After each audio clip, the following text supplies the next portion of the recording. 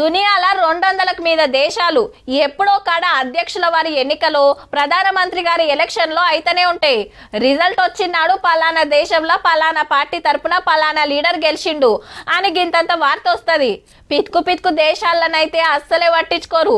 అదే అమెరికా అధ్యక్షుల వారి ఎలక్షన్లు అంటే 6 నెలల ముందు సందే అన్ని దేశాలకు పెద్ద వార్త.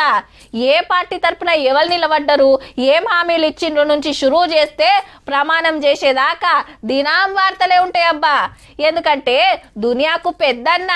అయితే అచ్చుడే మనోళ్ళ ఆశల మీద డ్రమ్ముల కమానం నీళ్లు గుమ్మరిచ్చిండు Trump sir. Birth citizenship rules మార్చేసిండు. ఏ దేశ పోలైనా సరే అమెరికాల కాన్పైతే పుట్టిన పౌరులకు ఆ దేశ పౌరసత్వం వస్తుండే ఇన్నేండ్లు. అంటే అమెరికోళ్ళ కిందే లెక్క. చదువుల కోసం, కొలువుల కోసం, డాలర్ల కోసం బతకబోయిన మనోళ్ళు పిల్లల్ని ఆన్నే కందురు అక్కడి పౌరసత్వం వస్తుందని.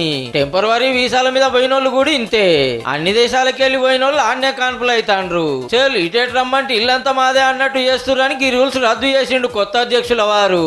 అమెరికా జనాభాలో భారతీయులు 50 లక్షల దాకా ఉంటే అందులో 7.5 లక్షల మంది ఆడబుట్టినోళ్ళేనట. అందుకే ట్రంప్ గారి దెబ్బకు సల్లెడు దేశంలో గిన వణుకుడు పడుతుర్రు అన్నట్టు. అంతేకాదు ఎవ్వరైనా సరే దొంగ కాయిదాల మీద జోరినోళ్ళని దొరకబట్టి బయటికి నూకుడేనట. పక్కకున్న మెక్సికో దేశంలోకి వెళ్ళి రాకుండా బార్డర్ లో పెద్ద గోడ కట్టాలని ఫస్ట్ అధ్యక్షుడు అయినప్పుడే డిసైడ్ చేసిండు. ఇప్పుడు పక్కా కట్టి తీరుతాడట.